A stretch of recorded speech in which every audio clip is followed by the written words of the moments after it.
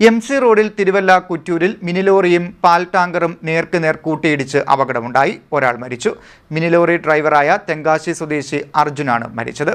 MC റോഡിൽ തിരുവല്ല കുറ്റൂരിൽ മിനിലോറിയും പാൽ ടാങ്കറും നേർക്കുനേർ കൂട്ടിയിടിച്ച് അപകടമുണ്ടായി. അപകടത്തിൽ മിനിലോറി ഡ്രൈവറായ തെങ്കാശി സ്വദേശി 22-കാരൻ അർജുനാണ് മരിച്ചു.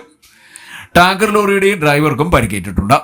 ടാങ്കർ ഡ്രൈവർ മഹാരാഷ്ട്ര സ്വദേശിയായ വിനായകനെ പരിക്കുകളോടെ തിരുവല്ല താലൂക്ക് ആശുപത്രിയിൽ പ്രവേശിപ്പിച്ചിരിക്കുകയാണ്.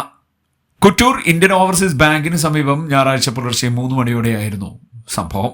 തമിഴ്നാട്ടിൽ നിന്നും കോട്ടയം ഭാഗത്തേക്ക് കനത്ത ലോഡുമായി വാഴക്കുലകൾ കയറ്റിപ്പോയ മിനി ലോറിയും മഹാരാഷ്ട്രയിൽ നിന്നും ചെങ്ങന്നൂർ ഭാഗത്തേക്ക് പാലെത്തിക്കാനായി വന്ന വലിയ ടാങ്കർ ലോറിയും തമ്മിലായിരുന്നു കൂട്ടിയിടിച്ചത്. ഇടിയുടെ ആഘാതത്തിൽ ലോറിയുടെ മുൻഭാഗം പൂർണ്ണമായും തകർന്നു.